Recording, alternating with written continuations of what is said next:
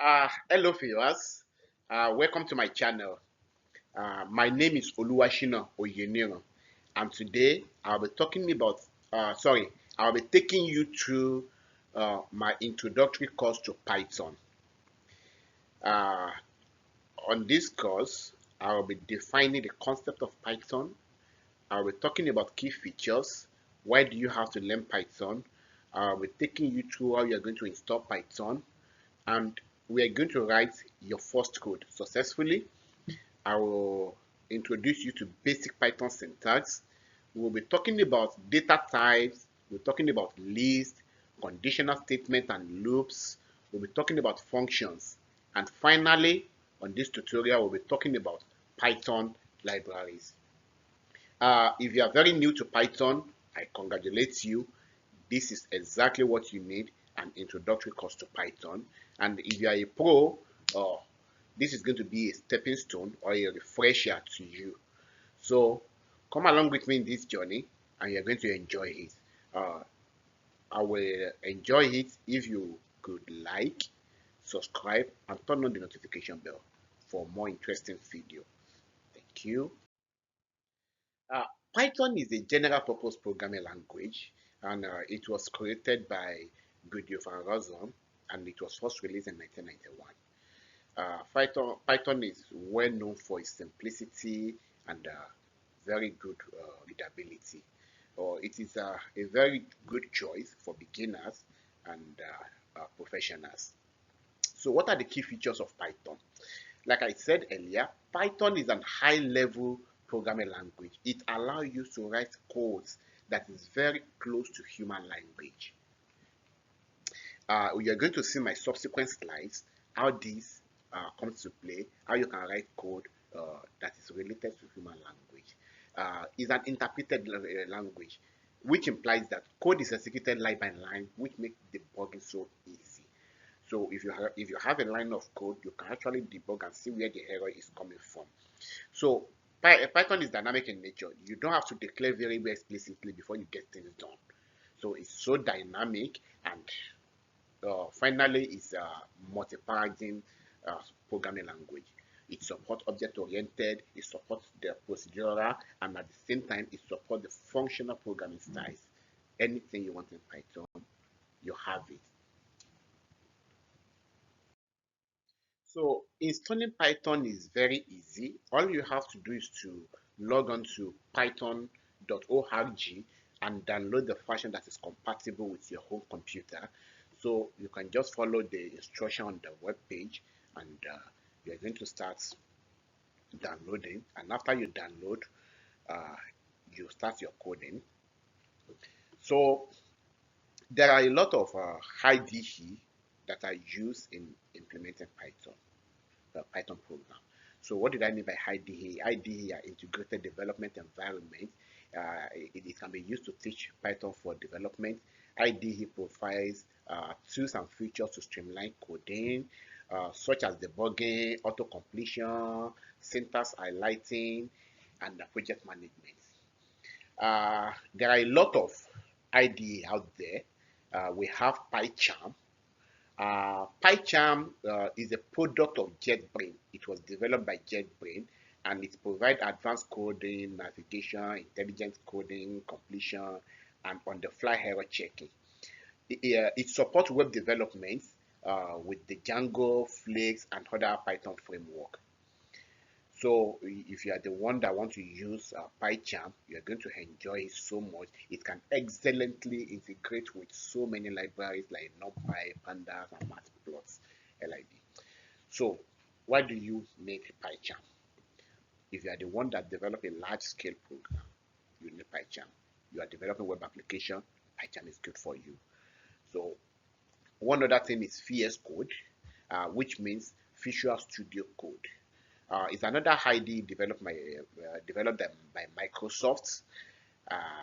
It's not too far from the functionalities of PyCharm. It supports official Python extension, which provides features like IntelliSense, that is auto-completion, linting, debugging, and it supports or multiple languages and can be extended with plugins for various tools and frameworks. So why do you need VS Code? VS Code is ideal for developers who work with multiple programming language and need a lightweight, flexible environment. So if you are the one that do not only code in Python, but you also incorporate C Sharp, Visual Basic, then uh, VS Code is good for you.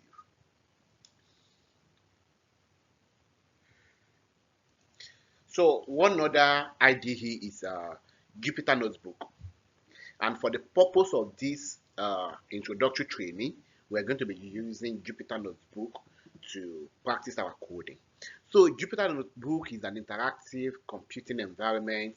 It allows you to create and share documents that contain live codes, equation, visualization, and explanatory text.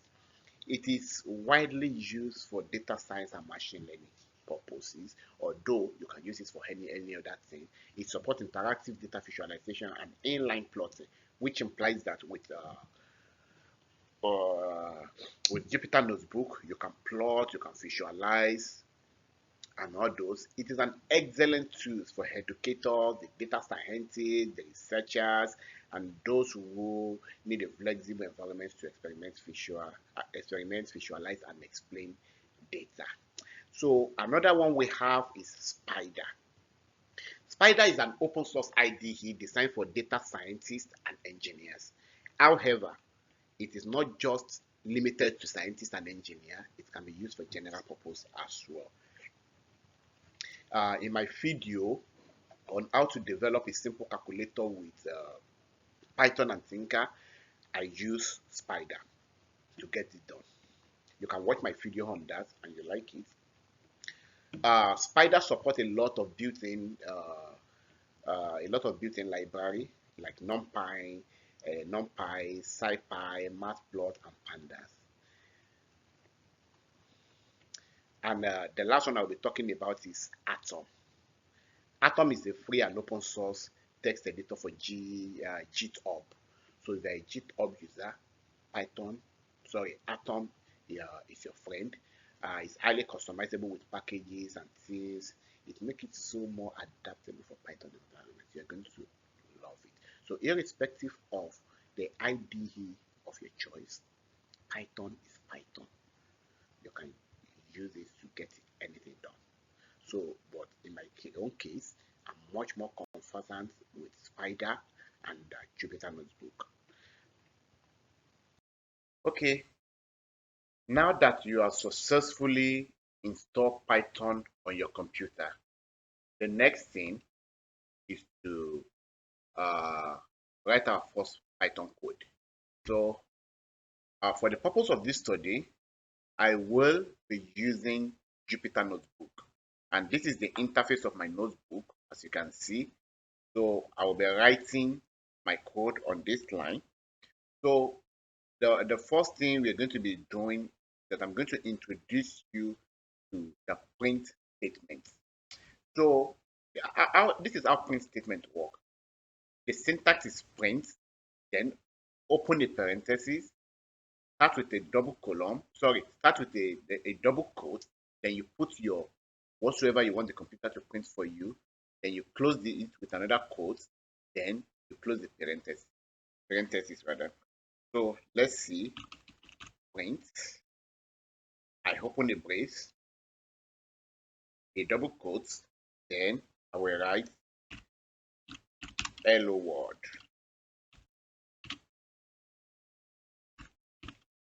Now look at this this one line of code. Print is the keyword, and which is the function here. So you will see I open a brace, then a double quote, then I put my string inside. So then I close it again, then close the brace. So this is how we're going to do this. So if you look at this is what I call string, the hello word, which is a sequence of characters. So it can take both alphabet and number. So it's alphanumeric in nature. So let's see the output of this. See, hello world. Let's try one more example. print uh, see, then I can say welcome to my Python class. And if I run this line of code, you're going to see. Now, what could cause error in this kind of code? I'm going to show you. Look at this. The same hello world we just did.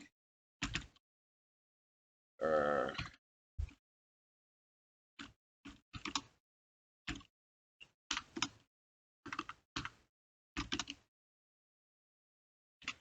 now, I'm trying to print the same hello world, but I want to show you that you can actually make a mistake by doing this if you're not careful.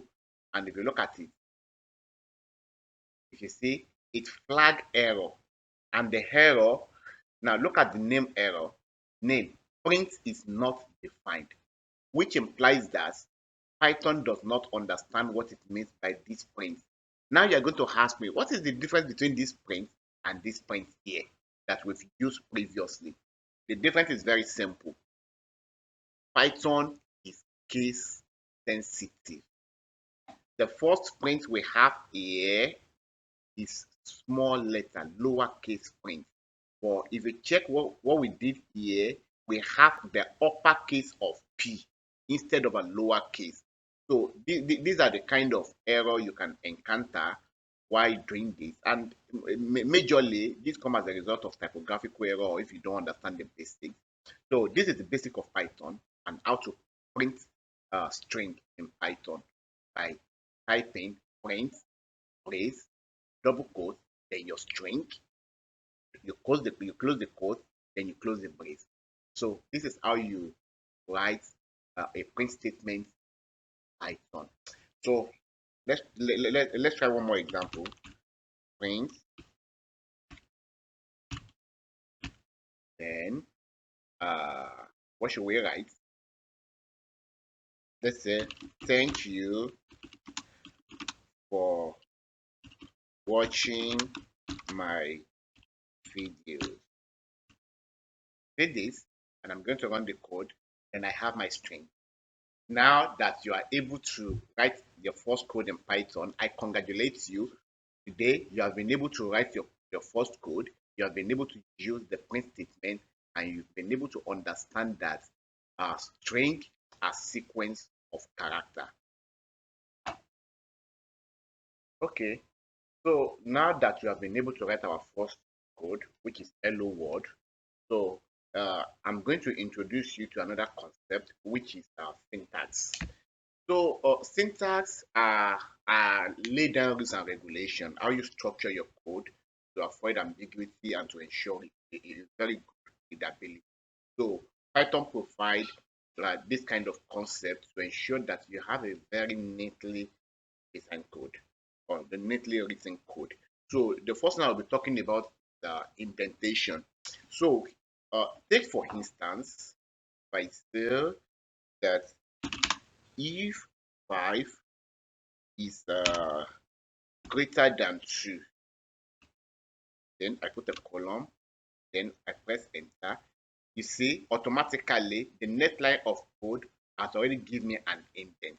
Let's say if 5 is greater than 2, greater than 2, then print print there's no space, print print 5 greater than 2. Now, from our previous example of how print statement work, you are going to discover that this is not going to print because I'm missing something. The quote, there's supposed to be a quote here, and there's supposed to be a quote here. So we have already given a computer the if statement. If 5 is greater than 2, then print this. So let's run it and let's see what happens. Yes, 5 is actually greater than 2 and it prints. What I want to show you here is not the logic of if statement. what I actually want to show you is indentation. So if 5 is greater than 2, then the next thing that is going to happen is going to be indented, which implies that these statements belong to this block. So this is a block of code. Yeah, this is a block of code. So another thing I want you to understand is what we call variables. Take for instance, I say a is equals to 10. You are going to agree with me that this is an integer. Yeah, right? It's okay. Let's give a little space. Let's say y. Let's say y is equals to. Okay, let's do a print. Hello. And you are going to agree with me that this is actually a string. So what I'm trying to show you here is that we have different type of variables. So like you see, I'm assigning 10 to A. So what I'm doing here is that I'm declaring that, oh, this particular A is an integer. So what I did here is that I had a comment, a comment to it, like, okay, when you see A is equals to 10, you should know that this is an integer. I don't have to do this. Oh no, I don't have to do this. I can actually delete this. It doesn't have any impact on the code. It's just to ensure readability and comprehension. So if I run this code, nothing is going to happen. Okay? Nothing is going to happen. Or I can say that, okay, what is A? If I type A, then computer should give me it should return the value of A to me, which is 10. You can see it gives us 10. If I say Y, what is Y? Hello. So what I'm trying to do here is that, okay, A is equals to 10 and Y is equals to hello. Now, this is a string and this is an integer. So these are type of variables we have in Python. There are more to this. We have more than this, but for now, let's stick to this. So we can do so much. We can say something like we can now use our print statement. Print. Look at me. Don't forget that we assign 10 to A. If I say it should print A, then it should give me the same thing, 10. What I'm telling the computer is that, okay, print the value of A for me. Then the value of A is 10. What if I say print the value of Y? Hello. The value of Y is hello. Now, you are going to discover that there is a significant difference between how I use my print statement this time and how I previously used it. Now, take a look from here. Look at this. Print, thank you for watching my video. Don't forget that I did not assign anything here. There is no assignment statement here. But here, there is an assignment statement. I already assigned 10 to A. Why I assign hello to Y. And I told you that I added this double quote to indicate that this is a string. Because if I just say Y is equals to hello, oh, it's going to flag an error. But that doesn't understand. But here, when I want to do my print, because I already assigned value to those variables, it was able to record the value of those variables and print it for me. So in the next slide, I'll be showing you some other things. Okay, so in the previous slide, I'm talking about integer and I talk about string. So this time around, I want to talk about other types or other data types. So we have 4 basic data types. We have the integer, like I just said, the string, the boolean, and we have the floats. So I'm going to show you how it works. So if I say A is equals to 10, this is an Y is equals to hello, this is string, and X is equals to 0.567, and this is valid equals to true. So if I run this code, nothing is going to happen, but I can perform a lot of, like I can perform the normal print operation on. We've already experimented with A is equals to 10 and Y is equals to 10. Let's say we want to print x. So printing x. See, this is x. So you can use the same method to print the, which is save and save that.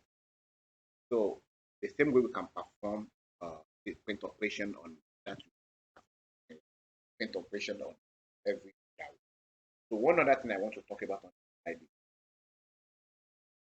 So if we want to perform operation, if we want to perform list operation, so list is a kind of method that we use. What we use it for? Store variable, store data in string variable.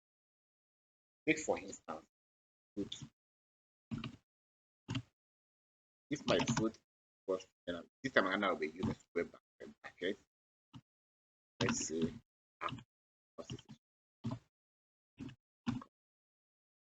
let's say mango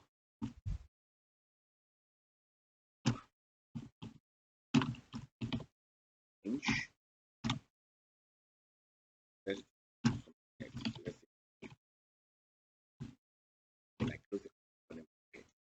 So what I'm saying here is all these are my, then I can print. I can say print, sorry, print food. So I'm going to print everything. But what if I only want to print all? Then this is where we're going to need something. So if I'm only printing orange, so what we're going to do here is that okay, we're going to use what I term index. So in this regard, apple is 0, mango is 1, orange is 2, cherry is X. So let's do it this way. Print fruit, then my square brackets. So I'm printing apple. See, I printed only. What if what I want to print x3, see, cherry. I can use the same method to print index 2, index 2, see, orange. I can use the same method to print index 1. So what if I want to print more than one? So then I need something, I need to hash to my line of code. And what I'm going to do is very simple. So the same way we have, so what I'm going to do is the same way I have this. So instead of closing this bracket, so I will only have a comma. And then I'm going to declare another index. So index 0, and let's print index 3. Index 3, then we close the bracket. So this is how index work. Sorry, this is how list operation works. So uh, in my in my next slide, I will be talking about group operation. Yeah, that's what we're going to be talking about. Okay, I want to believe you are enjoying the tutorial so far. So one other thing we're going to talk about is the conditional statement. So conditional statement has to do, okay, have a particular condition, and if that condition is met, then let's take for instance, I say x, okay, I x is equals to 10. Then I say if x is greater than 5, then I want you to print. Then I want you to print x. Sorry, x greater than 5.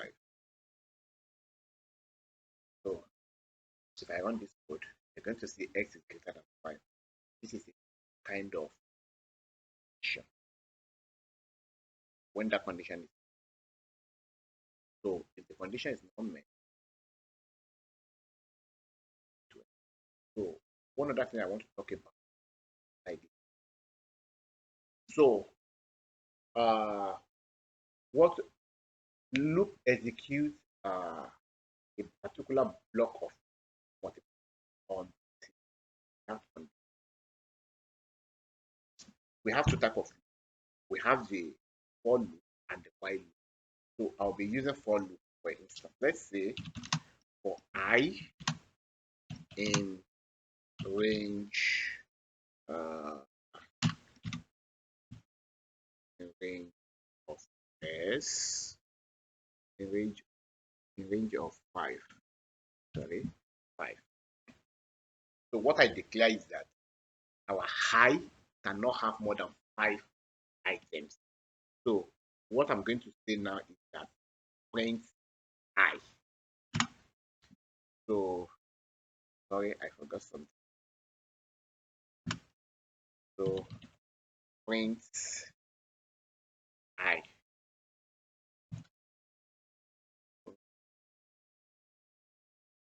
You see. So what I say is that okay, my high cannot be greater than 5. So I want to see all the elements of I. So all the elements of I 0, 1, 2, 3, and 4. So it cannot be up to 5. And from our previous lesson, when we are talking about index, so this is indexing now. So let's try while loop. Let's say for instance, x is equal to 5. That's for instance, y x is greater than 0. Then I want you to print x. But don't just print x. I want you to increment it. I want you to reduce the value of x by 1. So I will say x minus is equals to 1. You see what I did? My value of x is 5. So I need you to print x. So you will now start from 0. And you will start from 5 rather, and you will be decreasing the value of 5 by 1.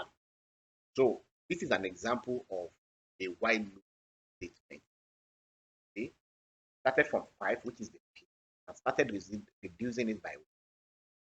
What if I say that copy this, try something else? What if I say that my value of x is 20, and I want you to start reducing it by 4? Okay, from 20 to 10 to 12 to 8 to 4. So it cannot be less than 4 and it cannot be greater than 20. So this is how you use loop Python. So far so good. We have covered a lot, and in my next video I'll be talking about functions. Yeah, sorry, my next slide I'll be talking about functions. So I want you to practice all this. It will make you very good. Use them consistently. Use them in work. You're going to like it. If you like this video so far, you can just click the like button. Sure to share this video as well, and do well to subscribe. You can as well turn the notification button. Next video is available for free. Thank you. See you in the next slide. So now we are going to be talking about functions. So functions allow you to encapsulate a kind of usable code. And here we're going to be using a certain keyword, which is def for the def. So let's take an instance. I'm going to declare a function to greet def. I will call it greet. So this function is going to take an input, which is a name. So then I want it to return let's say this hello. Then I will be using a calling bracket name, one in bracket.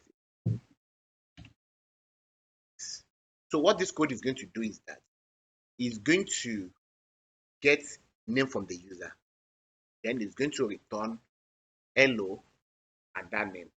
So let's take the print statement. Let's say the print statement print then greet, which is the name of the function. Okay. Greet, greet. So if you're greeting, let me greet myself. Washim. Greet Washim. Now, what I want this code to do is that, okay, I've already supplied my name to you, and I want you to greet. But I already created the function called greet. So let's see what is going to happen. You see, hello, Ashina, because I already declared a function to greet. So I can reuse this function much as possible anytime I want to create anything. I'll just supply them. I don't have to rewrite or I don't have to write all I have to do is supply them anytime. Um, sure. And this is why we use it. So the function helps us to make our code modular. So this can be a mode one and for in my subsequent videos, I'll be showing you diverse way how to use function. I'm going to like there are numerous and tons of Python libraries out there, depend on your usage and necessity. But I will be talking about 4 Python libraries. Uh, I want you to know that Python's strength lies in the fast ecosystem of libraries, and the popular ones are NumPy. NumPy is used for numerical computation and handling large multidimensional arrays. Pandas is great for manipulation, data manipulation and analysis, and you can use matplotlib for data visualization. Take for instance, you want to plot graph, chart, and the rest of that. You can get matplotlib to get it done for you. While the Django or Flask is a framework for web development or and web programming.